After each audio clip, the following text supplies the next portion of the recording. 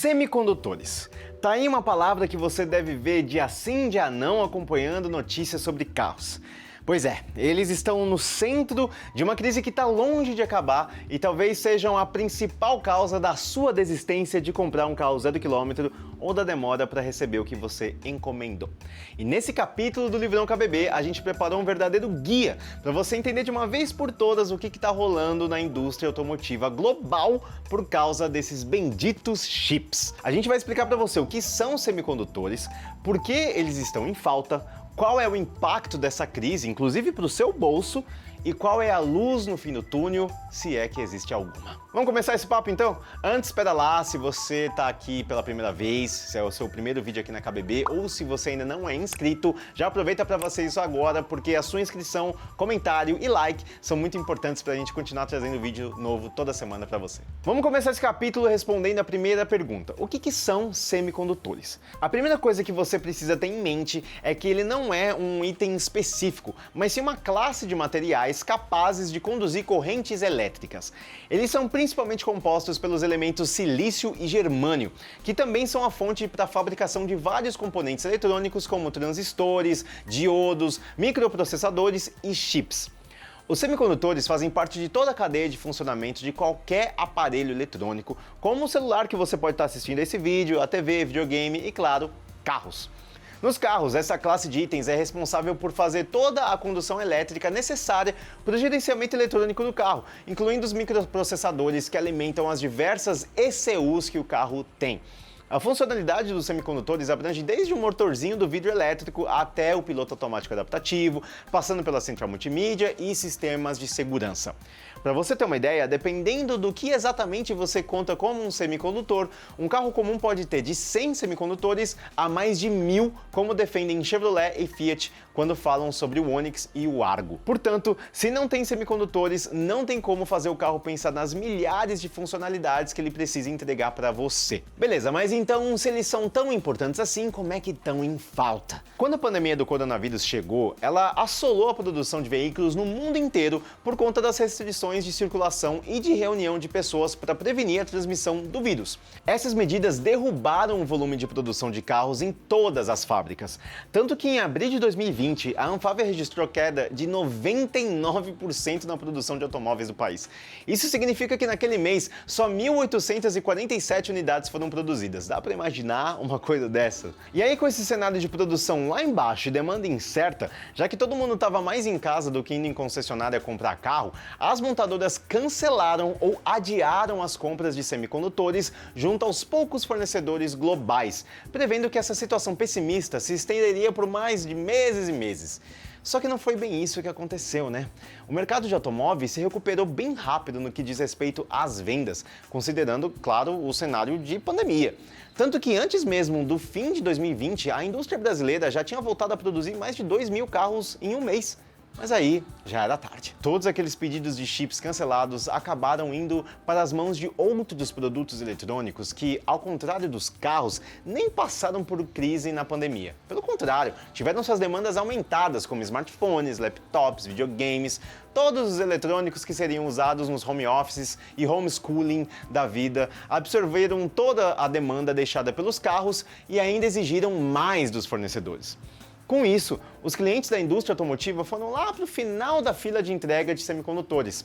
Adiciona aí nessa receita as dificuldades de logística de entregas de chips por causa das restrições da pandemia, incêndios em duas fábricas importantes, fábricas japonesas de fornecedores de semicondutores e até tretas geopolíticas como os Estados Unidos criando embargo em empresas chinesas de tecnologia e a tempestade fica completa para os fabricantes de automóveis. De um lado, a demanda por carros voltou com tudo. Do outro, não tinha mais semicondutores para todo mundo na indústria. E qual foi e ainda é o impacto disso para a indústria como um todo? Bom, cada empresa de automóveis foi atingida de um jeito e de um grau. A Stellantis, globalmente, tem sido uma das que mais tem se dado melhor aí em meio a essa crise, por precauções que tomaram ainda em 2020 para fazer um movimento inverso de encomendar microchips em vez de adiar as compras. A Toyota, que até pouco tempo atrás também seguia bem, recentemente anunciou que vai cortar sua produção global de veículos em 40%, baixando a meta de 900 mil carros fabricados até o final desse ano para cerca de 540 mil. A BCG, que é uma consultoria automotiva, tem uma previsão bem alarmante para a indústria. De acordo com os cálculos deles, o mundo vai perder entre 7 e 9 milhões de veículos, perdendo no sentido que vão deixar de ser produzidos até o final de 2021. Falando especificamente sobre o Brasil, o presidente da Anfávia estima que esse déficit de produção por conta da falta de semicondutores vai custar cerca de 280 mil unidades esse ano.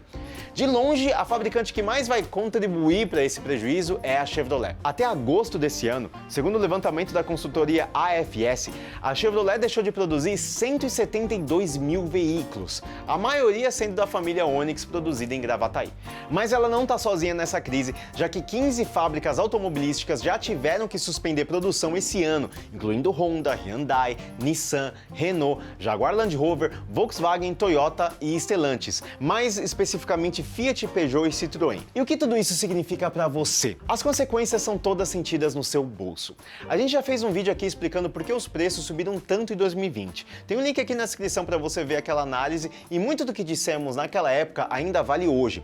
Mas para resumir agora, é o seguinte: além dos custos de produção terem ficado mais caros por conta de toda a conjuntura econômica, se você tem um produto que não atende à demanda, uma das maneiras de tentar equilibrar as coisas é subir o preço para tentar forçar uma diminuição nessa demanda. Logo, com menos carros sendo ofertados, mais o preço vai subir e permanecer num patamar alto. Só que isso também provoca o aumento de preço dos carros usados, porque com menos carros 0 km sendo adquiridos, haverá menos carros seminovos ofertados ao consumidor. E aí a mesma lógica se aplica. Quanto menor a oferta, mais o preço pode subir. Fora um ingrediente de custo de oportunidade que também contribui para esse aumento dos carros, já que muitas lojas e consumidores aproveitam o apelo da pronta entrega para aplicar um preço maior nos usados, já que há filas e filas de espera para o modelo 0 km. Aliás, o nível de estoque das fábricas e concessionárias nunca esteve tão baixo em 22 anos de acompanhamento da Anfávia. Hoje, o estoque está girando em torno de 13 dias para atender a demanda atual. Mas em condições normais, sem crise alguma, o estoque tinha capacidade para atender entre 35 e 45 dias de vendas. É assim que a crise dos semicondutores pode afetar você. Mas então, quando é que a situação vai se normalizar?